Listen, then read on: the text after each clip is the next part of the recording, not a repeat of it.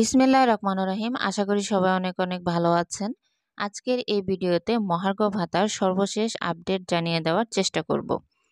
15ই December জনপ্রশাসন সচিব জনাব মোখলেছুর রহমান মহার্ঘ ভাতা নিয়ে একটি প্রেস ব্রিফিং করেন, যেখানে তিনি সাংবাদিক ভাইদের সকল প্রশ্নের জবাব দেন এবং মহার্ঘ ভাতার বিষয়ে ডিটেলস জানান।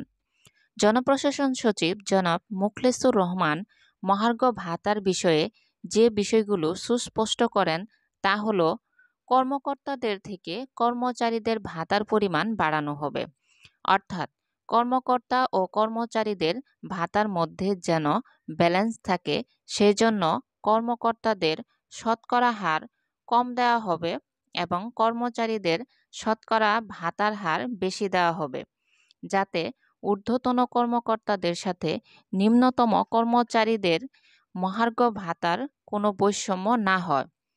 এতে যারা 11 থেকে 20তম গ্রেডের কর্মরত আছেন তারাই বেশি লাভবান হবেন। তিনি আরও জানান যে সর্বোচ্চ আর সর্বনিম্ন মহার্ঘ ভাতার অ্যামাউন্ট ফিক্সড করে দেওয়া হবে। এতে করে উপকৃত হবেন উচ্চতম গ্রেড থেকে শুরু করে নিম্নতম গ্রেডের সকল কর্মকর্তা ও কর্মচারীগণই। নবম পে স্কেল নিয়ে সাংবাদিকের এক প্রশ্নের জবাবে জনাব মোখলেছুর রহমান বলেন, পে স্কেল একটি দীর্ঘমেয়াদী প্রক্রিয়া।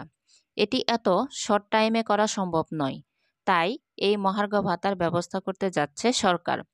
অন্যান্য বারের মতো পেনশনভোগীরা এই ভাতা থেকে বাদ পড়লেও এবার কিন্তু পেনশনভোগীদেরকে বিশেষ নজর রাখা হয়েছে। অর্থাৎ পেনশনভোগীদের জন্য দারুণ সুখবর হতে যাচ্ছে যে মহার্ঘ ভাতা পেনশনভোগীরাও পাবে। কারণ পেনশনভোগীদের ঔষধ এবং তাদের চেকআপের ব্যয় বৃদ্ধি পাওয়ার জন্য এবং তাদের যে নানান জটিলতায় রয়েছে তাদের জীবন, তার জন্য মূলত তাদেরকে প্রাধান্য দেওয়া হয়েছে এইবারের মহার্ঘ ভাতা। মহার্ঘ ভাতা কবে বাস্তবায়ন হবে বা আদৌ বাস্তবায়ন হবে কিনা সাংবাদিকের এক প্রশ্নের জবাবে সচিব জানান যে মহার্ঘ ভাতা অবশ্যই বাস্তবায়ন করা হবে। সামনের সপ্তাহে মহার্ঘ ভাতা কমিটির প্রথম বৈঠক অনুষ্ঠিত হবে। 2 বা 3টি মিটিংয়ের মাধ্যমেই এই বিষয়ে চূড়ান্ত সিদ্ধান্ত নেওয়া হবে। তিনি বলেন, তিনি নিজেও একজন আবেদনকারী। কমিটি দ্রুত সিদ্ধান্ত নেবে বলে তিনি আশাবাদ ব্যক্ত করেছেন।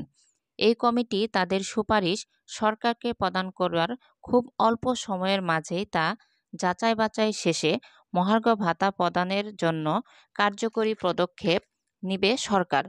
তবে সেটি ধারণা করা হচ্ছে যে 2025 সালের জানুয়ারি বা ফেব্রুয়ারিতেই আসতে যাচ্ছে বহুল আলোচিত ও বহুল প্রত্যাশিত মহার্ঘ ভাতা। প্রিয় ভিউয়ার্স, মহার্ঘ ভাতা বিষয়ক সরকারের এই পদক্ষেপটিকে আপনি কিভাবে নিচ্ছেন তা অবশ্যই ভিডিওর নিচে কমেন্ট সেকশনে জানিয়ে দেওয়ার চেষ্টা করবেন।